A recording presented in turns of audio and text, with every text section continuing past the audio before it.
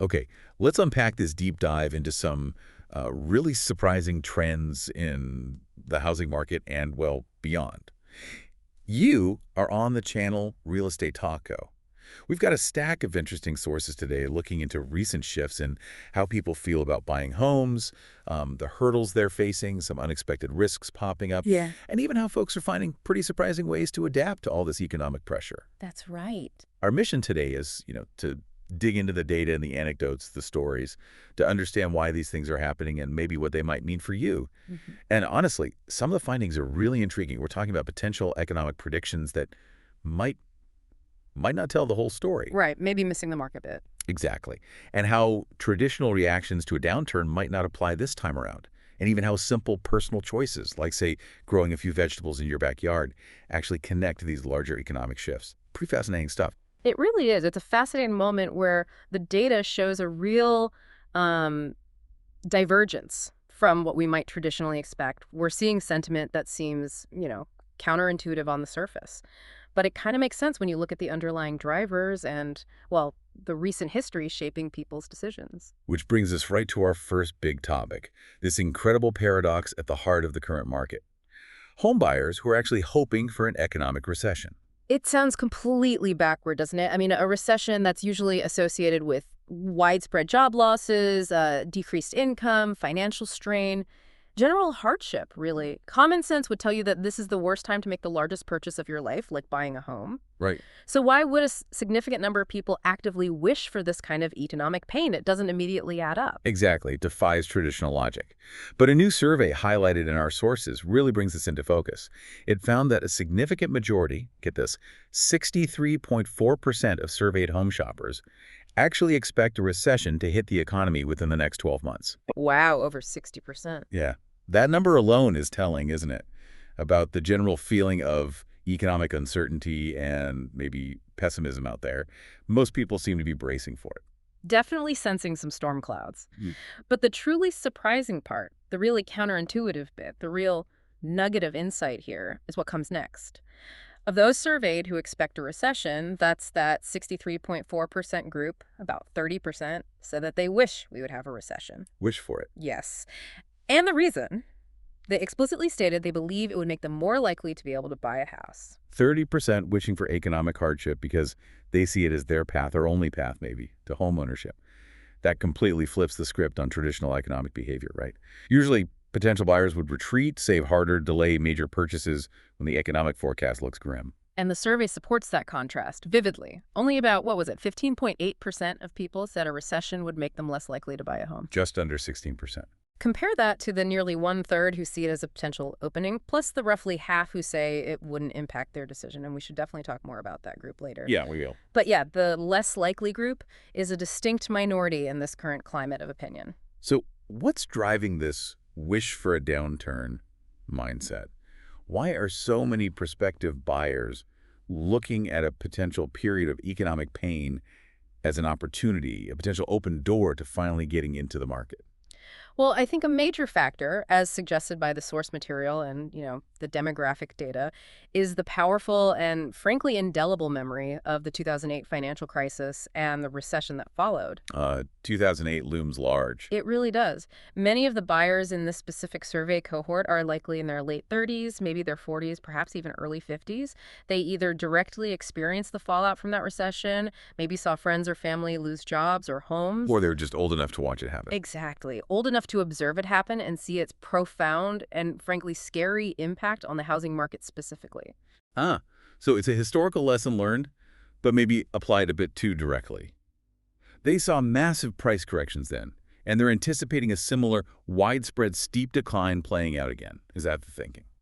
Precisely. I think they're kind of fixated on the idea that if the economy officially enters a recession, it will act as the necessary, maybe overdue catalyst for significant price declines across the housing market. Similar to what happened after 2008, they see it as the event, the trigger, that will finally bring these inflated prices down to a level they can realistically afford. Getting them off the sidelines. Right, off the sidelines where they've potentially been stuck for years, and finally into a home. It's like the golden ticket they're waiting for, the correction they believe is necessary, and will finally arrive with that official recession label. It's an understandable hope, I guess, given the crazy price run-up of the last few years. But is that expectation for a massive recession-triggered price crash fully aligned with the current market reality? Or is it maybe an outdated read based on one specific, albeit huge, historical event? Well, okay, here's where it gets a bit nuanced and maybe less clear-cut than simply waiting for some giant crash. Even without an official, widely declared recession yet, we are already seeing home prices come down in many areas across the country. Really? Yeah. The downturn, in terms of home values anyway, has, in a sense, already begun quietly in some segments and geographies. Even the big national level indices, Yeah. the ones that tend to smooth out all the local variations. Yes, even those. The Case-Shiller Home Price Index, for instance, which Never is know. considered a benchmark, right? It has recently reflected a small drop nationally and actually more significant drops in certain specific metro areas. Now, this index is traditionally known for almost always showing gains. Year after year, decade after decade, it generally ticks up, regardless of the broader economic climate. It tends to lag a bit too, doesn't it? It does, and it reflects aggregated data.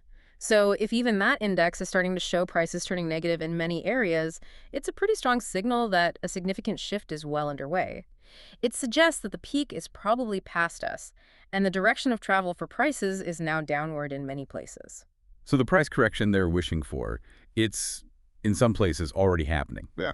Maybe not with the dramatic cliff fall of 2008, but a decline nonetheless. To some extent, yes.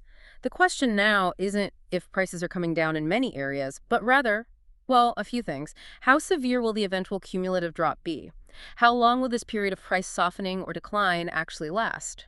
And crucially, how far will prices ultimately drop in your specific local market? Because real estate is so inherently local. Yeah, always comes back to location, location, location. Exactly. A national index drop doesn't mean your neighborhood prices are falling at the same rate or even falling at all. Some highly desirable areas, especially those with super low inventory, might see very little decline. Others, though, especially places that saw a lot of recent speculation or maybe some overbuilding, they might see pretty significant drops. Nobody has a crystal ball for those exact details, and the sources definitely highlight this uncertainty. Right, that's the huge variable. And it leads to a really important, maybe sobering point we need to stress. Wishing for a recession isn't enough. Hoping for prices to drop without being adequately prepared for the actual consequences of a recession on your personal finances, well, that's incredibly risky. Oh, absolutely. The very event you hope will open the door could actually slam it shut right in your face. Couldn't have said it better. No. If you are in that group hoping for a downturn so you can buy, you must confront and really consider the potential personal impacts of that downturn. A recession often means economic hardship on an individual or household level that directly undermines your ability to make a large purchase. Like job loss, obviously. That's the big fear, right? Yes, job loss is a major risk. In a recession, companies cut back, entire industries contract. Even if your industry isn't hit particularly hard, the ripple effects can lead to unexpected layoffs. It happens. But even if you keep your job, your income might be reduced. Think pay cuts, reduced hours, cuts to bonuses or overtime. Or if you're self-employed. Exactly. If you run a business, your business income could decline significantly, maybe even dry up for a while. And bringing in less income makes it exponentially harder to qualify for a mortgage, even if home prices have dropped. Lenders look at that debt-to-income ratio. They do. And your employment stability. Reduced income or perceived job insecurity can just kill your chances of getting approved, or at least getting a favorable interest rate. So the very event you're hoping will help you buy could simultaneously make it impossible to qualify for the loan you need. That's the core of the paradox for the unprepared buyer, isn't it? Exactly.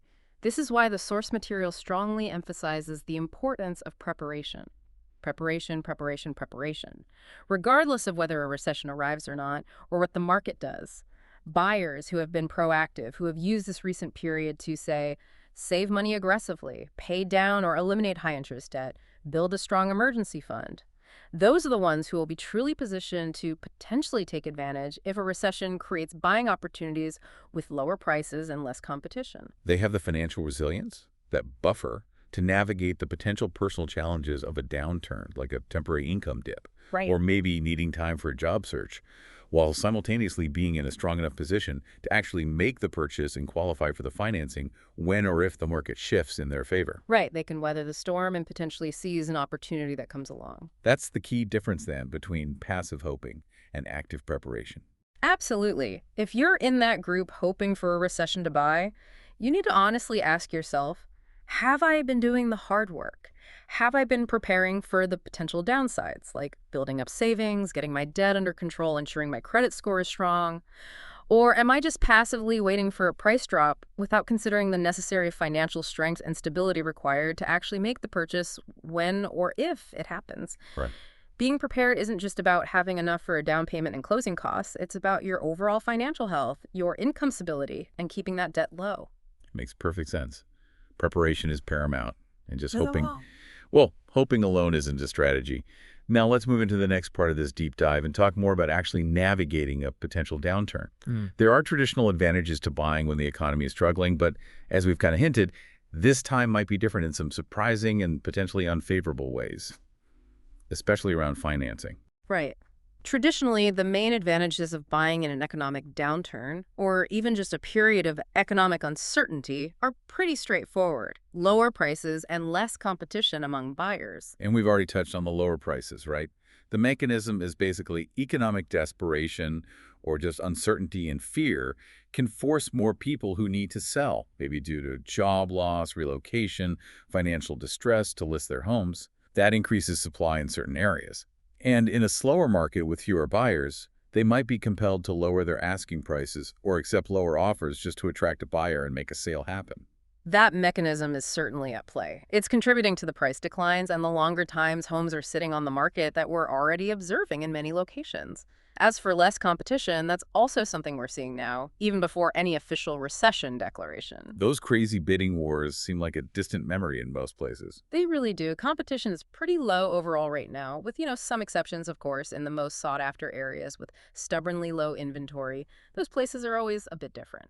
And you wouldn't expect a recession to suddenly increase competition, would you? I mean, if people are losing jobs or worried about their income and financial future, No, definitely not. they're generally less likely to be out actively trying to buy a home, especially if it's not driven by some immediate life need, right? Precisely. The pool of active buyers tends to shrink or at least become much more cautious during a downturn. People get more skeptical, they prioritize saving and security, they generally have less discretionary income or accessible savings for things like down payments or those unexpected home repairs that always seem to pop up. Oh, true. So the competition factor is unlikely to worsen significantly during a downturn. It'll likely remain low or maybe even decrease further, giving those prepared buyers more breathing room to look, consider, and negotiate. More time to decide. Maybe your offer is the only one. Right.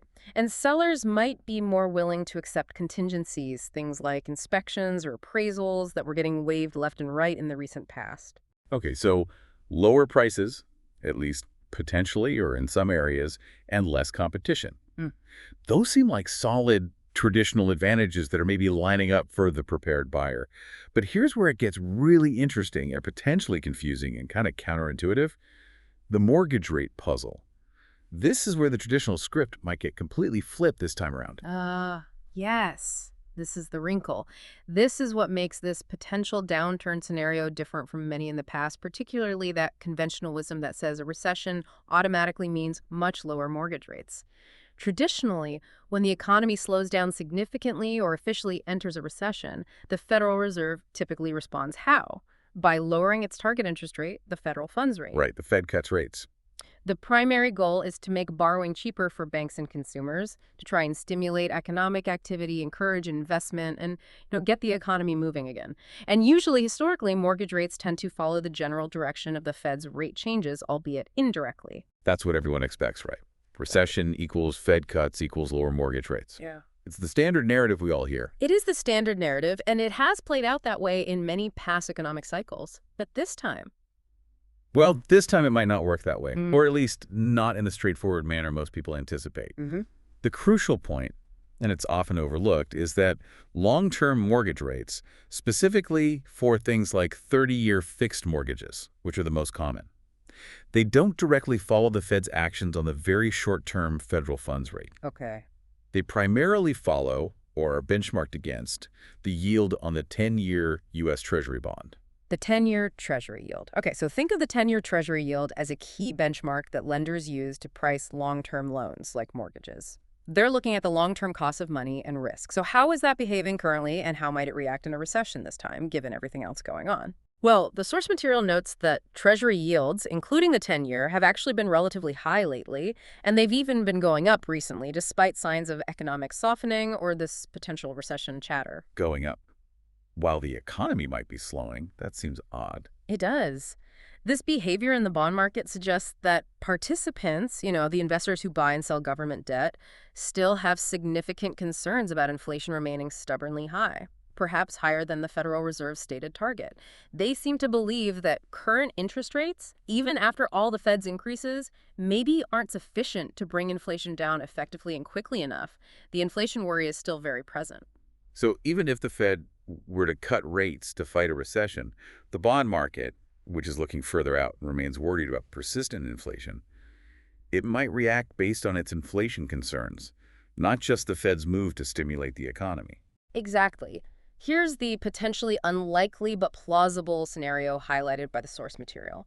If the Fed were to aggressively lower its target rate in response to a severe economic downturn, it's possible that market participants, still deeply worried about inflation resurging or just remaining elevated, they could actually view that action by the Fed as potentially inflationary in the long run, or maybe insufficient to curb price increases over time. Because lowering rates pumps more money into the system. Right, which can, in some scenarios, fuel inflation. This reaction in the bond market could paradoxically send longer-term Treasury yields, like the 10-year, even higher. Higher. Yes, higher, as investors demand a higher return to compensate for the perceived inflation risk over the life of that bond. Wait. Are you saying that mortgage rates could go up even during a recession? Even if the Fed is cutting its short-term rates? That sounds completely backward, like the economic plumbing is reversed. It does sound completely backward, I know. And it would defy the pattern we've seen in many past recessions where lower Fed rates did lead to lower mortgage rates. But yes, if Treasury yields rise because persistent inflation fears override the recession stimulus concerns, then mortgage rates, which follow those yields, could potentially increase even during a recessionary period. Wow. It's a scenario driven by this unique combination of potential recession and stubborn inflation, which is a less common pairing than just recession alone. Okay. So the common strategy, the hope maybe, of waiting specifically for a recession because you expect mortgage rates to drop significantly, that might not play out as planned this time around. It's not a guaranteed outcome at all. That's the significant and potentially disruptive question this raises. If mortgage rates were to go up, or at least not fall significantly, while the economy is struggling and prices are maybe declining slowly, what does that mean for home prices? Yeah, what does it mean? Well, it likely means prices would have to drop even further, and perhaps faster than anticipated, just to compensate for the higher borrowing costs and maintain any level of affordability for buyers. Because higher rates mean your monthly payment is higher for the same loan amount. Exactly. Higher rates mean a buyer qualifies for less house, or can comfortably afford less house, for the same monthly payment amount. So the price of the house itself has to fall more substantially to match their reduced purchasing power. That adds another layer of complexity and risk for that buyer, hoping solely for a recession-driven price drop. It's not just about prices falling. It's about prices falling enough to offset potentially stable or even higher borrowing costs. It really highlights the unpredictability and the, frankly, novel aspects of the current economic landscape. How traditional responses or expected outcomes aren't guaranteed to produce traditional results this time. The interplay between inflation fears, Fed policy, and bond market reactions creates a much less certain environment for future mortgage rates than we might have seen in past downturns. Okay, let's pivot slightly away from the purely economic factors for a moment and look at another important driver of real estate decisions that the survey revealed. We've been talking about people trying to time the market based on economics, but a large segment of buyers aren't operating that way at all, are they? Yes, that was another interesting and really significant finding from the survey. It indicated that a substantial portion, 54% of buyers, said that a recession would actually have no impact on their decision to purchase a home. No impact. That's over half of the potential market seemingly unconcerned with or operating independently of the big economic picture when it comes to buying a house. That's huge. It is huge, and this tells us something crucial about the diverse motivations in the housing market. For this large group of buyers, their decision isn't primarily or maybe even significantly driven by economic timing. They're not hoping for a market dip or trying to predict interest rates. Their decision is driven by life circumstances, by necessity often. Like what kind of life circumstances? The unavoidable ones, you mean? Precisely. Life happens regardless of the economic cycle, right? People get married and need a home together. Families grow and need more space for kids. Divorce happened. People get divorced and need separate residences. They get a new job offer in a different city or state and have to relocate. Maybe an elderly parent moves in and requires a different living arrangement. These are powerful, often non-negotiable life events that frequently override purely economic calculations or the desire to wait for perceived perfect market conditions. You can wait for perfect economic conditions forever, but life's milestones often won't wait. Exactly. You could be waiting a long time. And this helps explain something we're seeing now, right? Despite all the economic uncertainty, potential price softening, and those elevated rates, new listings are still coming onto the market. It's not completely frozen. Yes, the source material suggests this dynamic is a key reason why we're seeing inventory slowly, maybe painfully slowly, but still increase in many areas. Many people might have been waiting, hoping for better economic conditions to list their home, maybe hoping for higher prices than last year, or lower interest rates so their next purchase would be cheaper. The dream scenario that didn't quite happen. Right. Those ideal conditions haven't materialized as widely or as quickly as they might have hoped. So, their life goals, their needs, or those unavoidable events eventually push them to list their homes anyway. Regardless of whether it's the absolute perfect peak economic moment, life drives the boat, even when the economic seas are choppy. That makes a lot of sense. Necessity is a powerful motivator. But even for those driven by circumstances, or for the prepared buyers hoping for opportunity, there are still significant practical barriers to buying right now, aren't there? Even in the current market environment. The challenges aren't just about economic timing, they seem to be about fundamental affordability and qualification. Absolutely. The survey detailed the top reasons why potential buyers are currently not purchasing homes, and these barriers really highlight the practical realities on the ground. The number one reason, cited by a large portion, 44% of buyers, was the lack of homes that meet their needs. Lack of homes meeting their needs. Now, at face value, that sounds like the old story about a pure lack of physical inventory, just not enough houses being built or available. But is that the full story here, or is there maybe a deeper meaning? Well, the interpretation from the source material and just looking at the broader market context suggests that this isn't primarily about a physical lack of structures existing. I mean, while inventory is still below historical norms in many places, houses are available, you can find homes for sale. Okay. The core issue, the major hurdle, seems to be affordability.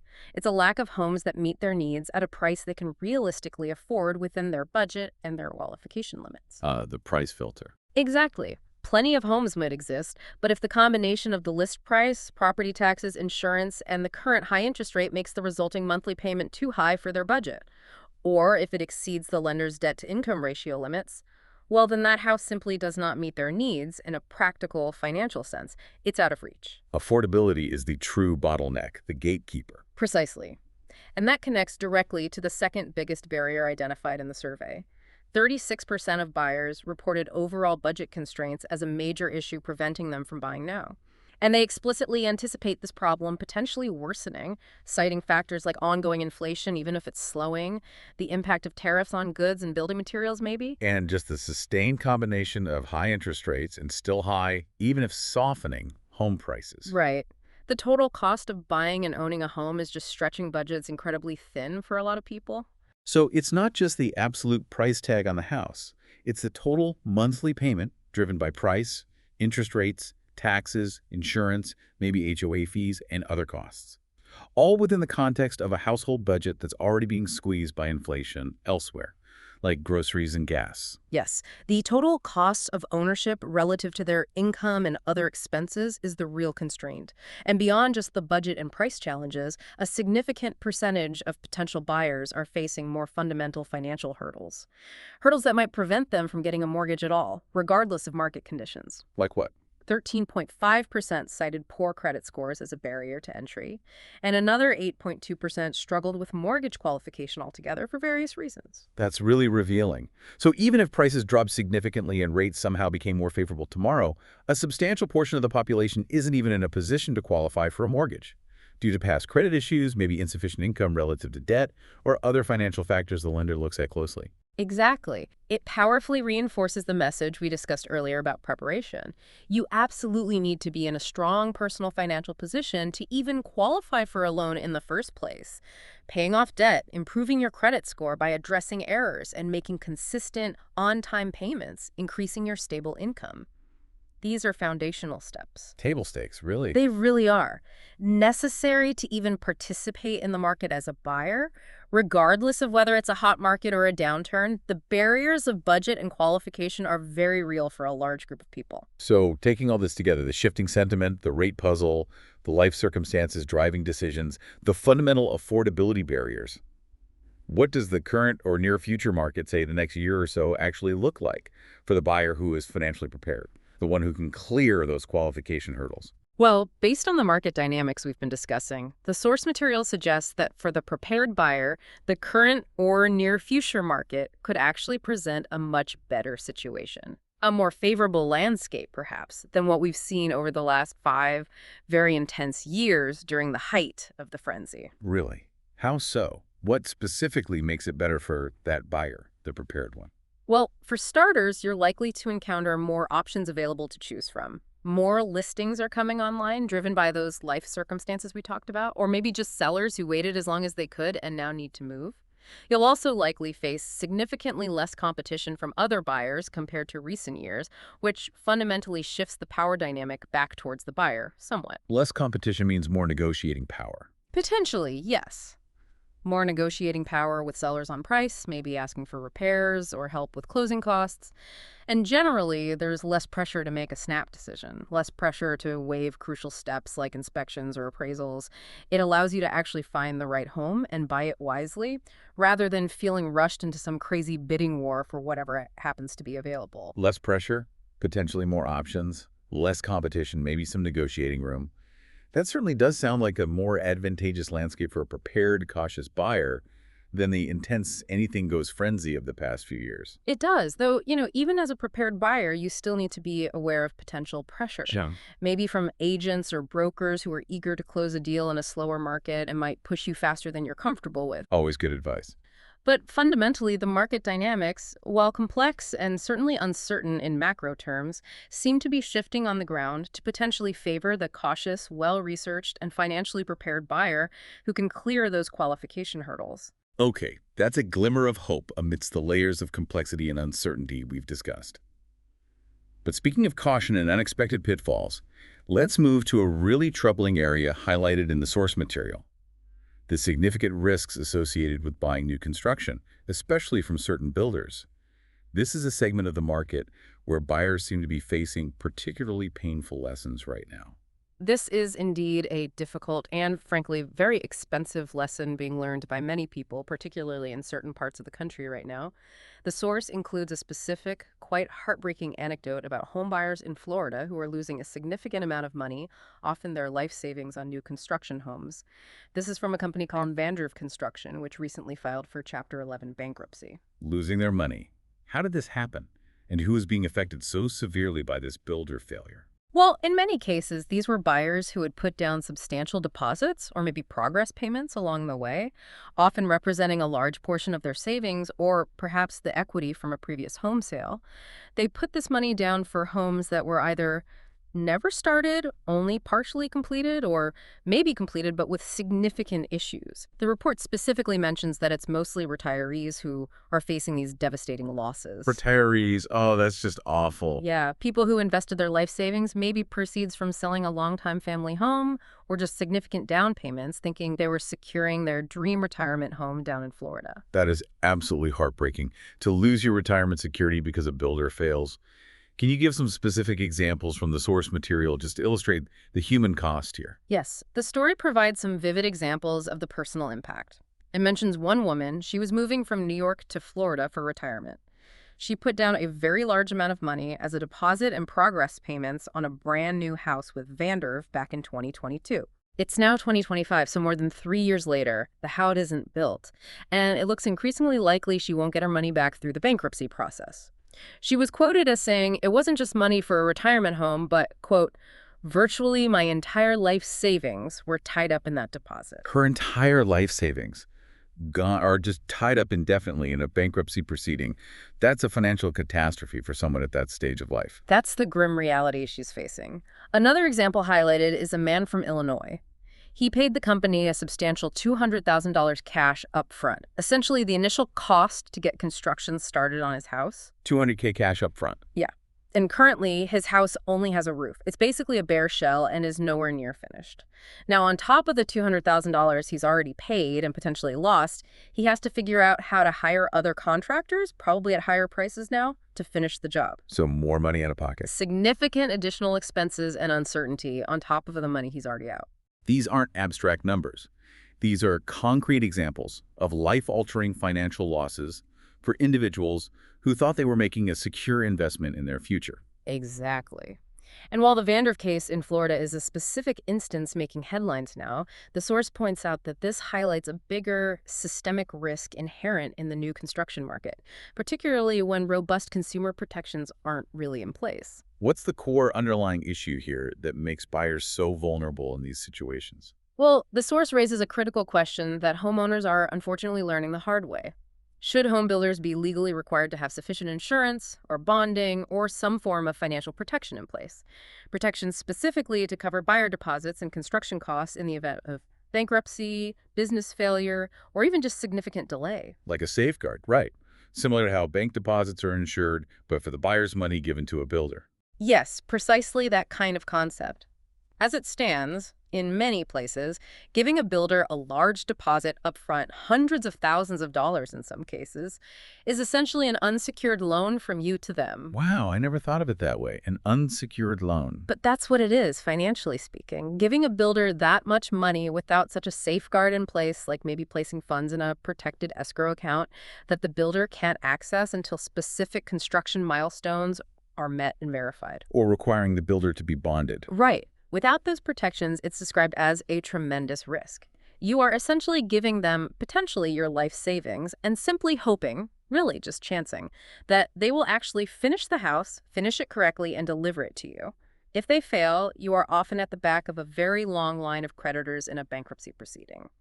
And the chances of recovering your full deposit, or frankly any significant part of it, can be very low. And the problem doesn't always end even if the house eventually gets built, right? The source mentioned issues after moving in, too. No, that's another layer of risk highlighted, absolutely. The source discusses the issue of finding a whole plethora of problems after moving into a brand new home. Everything from minor cosmetic defects, which are annoying, to major structural issues or system failures, which can be incredibly expensive. And dealing with the warranty can be a nightmare. It can be. Even if the house is completed, dealing with warranty issues can be incredibly frustrating and costly.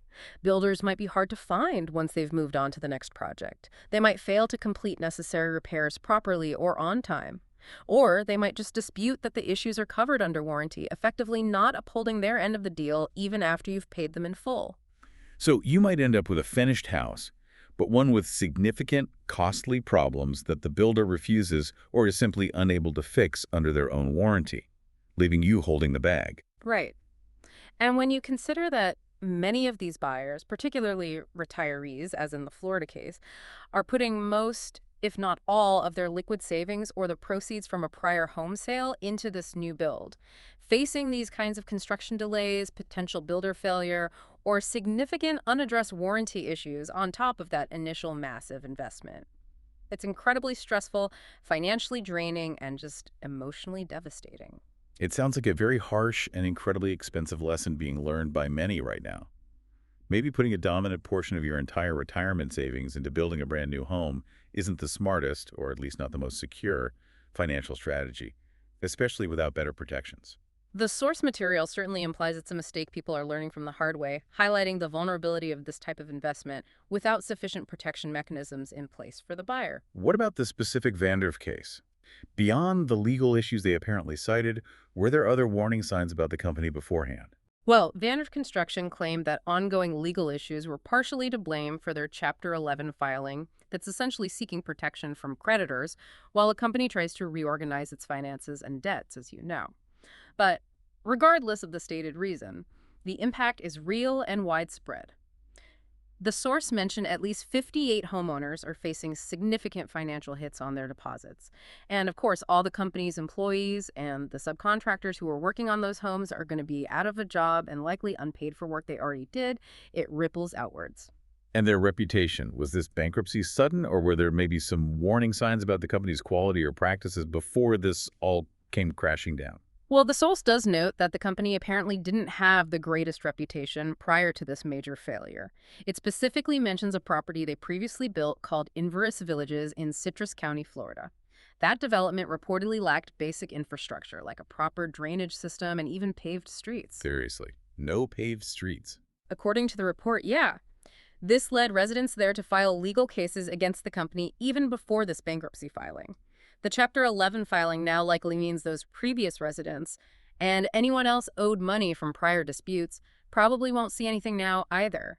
It just underscores the importance of looking into a builder's track record thoroughly. That absolutely reinforces the idea that you need to do serious due diligence with any builder. You can't just assume they are reputable because they're building homes and have a nice website. Absolutely not. The key lessons from this really troubling situation are stark and crucial for anyone considering new construction. First, be extremely cautious about buying new construction right now. Perhaps even avoid it entirely if possible, especially from smaller or less established builders, or if you feel any pressure at all. Second, if you do decide to buy new, you absolutely must choose a builder with a demonstrably long and reputable track record. And the best way to assess that reputation, according to the source and general expert advice, is not just looking at their glossy brochures or talking to their slick sales agent. It's talking to the people who've already bought from them. Exactly. You need to check with existing homeowners in their completed developments. Talk to the people who have already lived through the entire process with that specific builder. What kind of questions should you be asking them? Ask them about their overall experience. Was the construction timeline reasonably accurate? How was the communication throughout the process? What was the quality of the final product really like? Any surprises? And crucially, ask specifically about their experience with warranty issues after they moved in. Did the builder respond promptly to problems? Were repairs completed properly and in a timely manner? Did the builder actually uphold their end of the warranty agreement without putting up a fight? Their real-world experience is invaluable insight. It's like a real-world reference check, but for a home builder. Exactly. It's the best intel you can get. Because while builders might be offering seemingly enticing deals right now, maybe lower prices than comparable resale homes in the area, interest rate buydowns, free upgrades, or featured... Trying to move inventory. Right. But the inherent risk of losing your deposit or facing costly, unaddressed warranty problems, especially without robust buyer protection measures in place, requires extreme caution and thorough investigation. That potential deal can very quickly turn into a devastating financial loss. Okay. This has been a deep dive into some pretty heavy financial pressures and risks, from home buyers hoping for downturns to the pitfalls of new construction. Let's shift gears slightly, but stay with the overarching theme of how people and households are adapting to economic pressure, because it seems to be coming from multiple directions. We're seeing some interesting trends, even in unexpected places, like the financial situation of retirees and, surprisingly, the resurgence of gardening. Yes, let's connect these dots. We see pressure on potential home buyers, pressure on those considering new builds, and we also see significant financial pressure facing older Americans, particularly related to housing costs and the trend of carrying mortgage debt later in life. Data shows a really substantial increase in the number of people aged 65 and older who still have mortgage debt on their homes. How significant is this increase over time? Are we talking a minor tick-up, or is it a major shift in how people are retiring? Oh, it's a significant shift. It really changes the financial landscape for many retirees. If you look back to, say, 1998, just 26% of Americans aged 65 to 74 had secured debt on their homes, mostly mortgages. Okay, about a quarter. Right. By 2022, that number had risen notably to 32.2%. But for those even older, 75 years and up, the jump is even more dramatic and maybe more concerning. It went from just 11.6% with mortgage debt in 1998 to a substantial 27% in 2022. More than doubling the proportion of the oldest retirees carrying mortgage debt. Wow, that's a very substantial increase, especially for the 75-plus age group. Yeah. Why is this trend happening now, and why is it considered a concern for retirement security? Well, traditionally, the long-standing goal in retirement planning, as you know, has been to be completely debt-free, especially mortgage-free by the time you retire. The mortgage payment is typically the single largest monthly expense for any household. Carrying that debt into retirement when your income is often fixed, potentially lower than your earning years, and needs to last for potentially decades. It can eat up savings fast. Exactly. It can quickly eat away at savings, investment income, and Social Security benefits that are supposed to cover all your living expenses, health care, maybe some leisure. It puts a huge ongoing strain on a potentially fixed or limited retirement income stream. Precisely. And this financial pressure means many people in this situation might find themselves needing to rely on their home equity, equity that was perhaps intended to be a last resort safety net or maybe part of their legacy for their kids. They might need that equity just to cover basic living costs or maintain their lifestyle. This could mean turning to options like reverse mortgages or home equity lines of credit, HELOCs, or even cash out refinances. So tapping into the accumulated value of their home just to make ends meet month to month. Essentially, yes. So why is this trend of carrying mortgages later in life increasing so much now? What specific factors are contributing to it? There seem to be multiple interconnected reasons outlined in the source material and just general economic analysis. One obvious and major factor is the significant increase in home prices over the past couple of decades. People are simply taking out much larger loans to buy homes today than they were 20 or 30 years ago. Bigger loans take longer to pay off. Right. Even a standard 30-year mortgage means carrying that large principal amount for a longer initial period, making it harder to pay it off completely before reaching typical retirement age, say 65 or 67. And people refinancing during that period of ultra-low interest rates probably played a big role too, didn't it? Even if it lowered their immediate payment back then. Absolutely, that was a significant contributor. Many people refinanced their mortgages when rates were historically low, especially during the early pandemic period or the years just prior.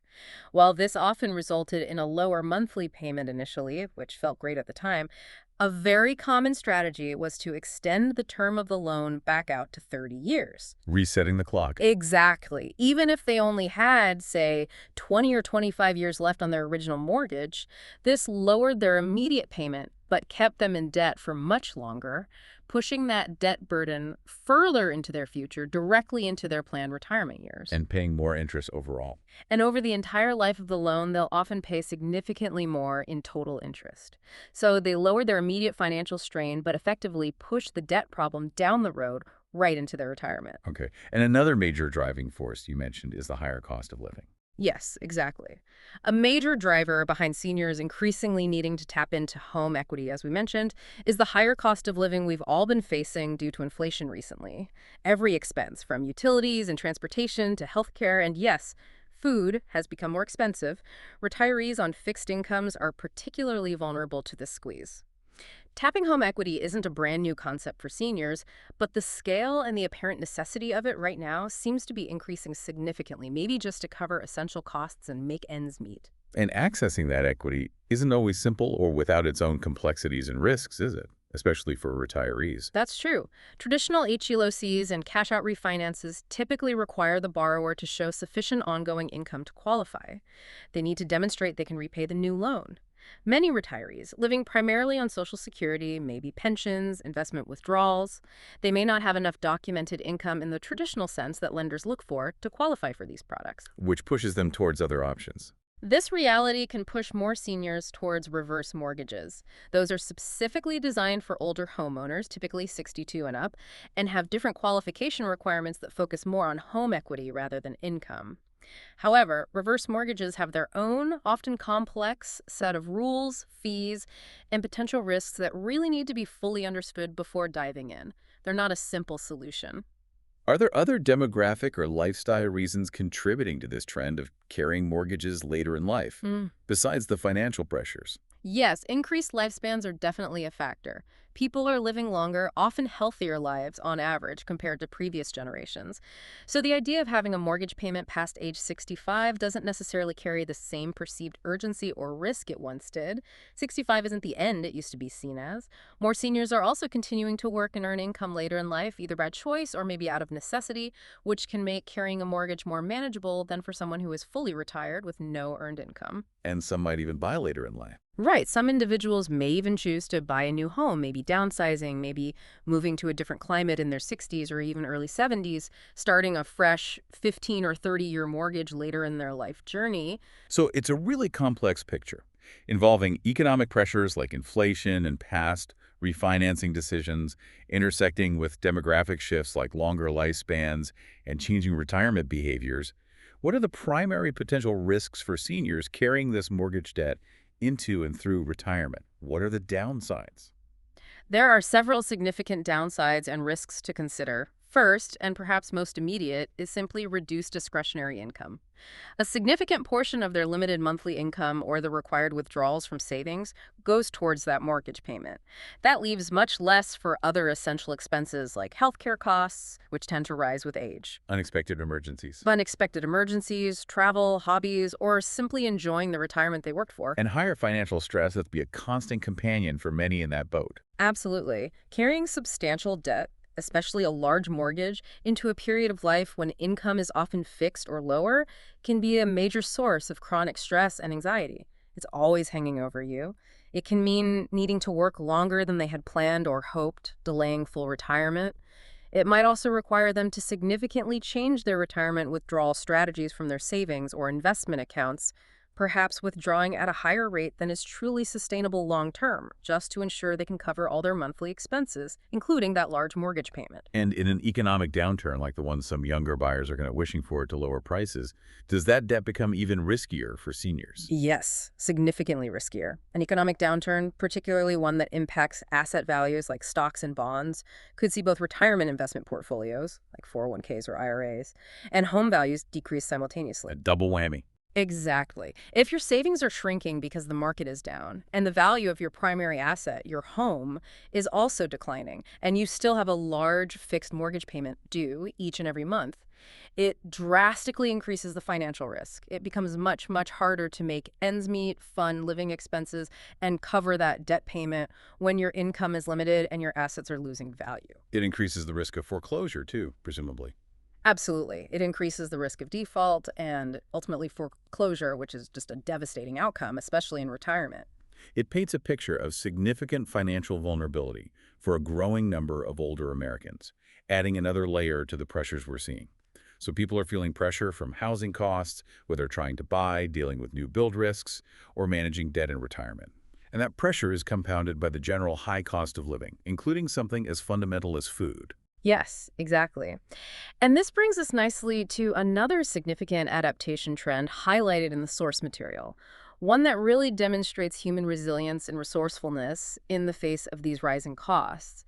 And that is the increasing number of Americans who are growing their own food at home. Growing their own food, like actually setting up vegetable gardens, maybe even on a small scale, that's making a comeback. Exactly. The source notes that the amount of Americans engaging in some form of homegrown food production is definitely on the rise, and the driving force behind it seems very clearly tied to rising food prices and the general cost of living pressures we've been discussing all along. People are actively looking for ways to save money and gain some control over their expenses. How much are food costs expected to rise, and how much they already gone up recently? Is it noticeable? Well, the U.S. Department of Agriculture predicted increases for 2025, forecasting about a 3.2% rise for food purchased at home, so groceries, and maybe 3.8% for food at restaurants. However, the source points out, and it seems reasonable, that these official predictions might actually be underestimated given the recent trends we've seen and the ongoing inflationary pressures still in the supply chain for food. Yeah, given the inflation we've experienced lately, those numbers might feel a bit low to some people. Have food prices already seen significant jumps recently that would motivate people to look for alternatives like gardening? Yes, quite significantly for many common items, even just since the beginning of 2024, according to the source. It provides some concrete examples of recent price increases. The cost of mixed greens, like those salad mixes, is up a staggering 36.5%. Wow, over a third more expensive. Yeah. Honeycrisp apples are up 34%. Cucumbers are up 33%. Cauliflower has increased by 25%. And if you tend to buy organic produce, the price difference is substantial. Organic is, on average, 52.6% more expensive than conventional counterparts. So those percentage increases feel even more painful if you're an organic buyer. Those are really steep increases for basic pantry and produce items. It definitely makes you seriously think about finding alternatives or at least supplements to buying everything at the grocery store. And that's exactly what a large portion of the population seems to be doing, or at least considering. Data from a Purdue University survey mentioned shows that 44% of Americans plan to grow some food this year. even if it's just a small amount on the windowsill. Almost half. Almost half, and a much larger group, 82%, are considering fruit and vegetable gardening as an option, or it's something they've thought about doing. That indicates a really widespread interest and motivation to reduce those grocery bills. That's a huge number of people actively exploring or planning this.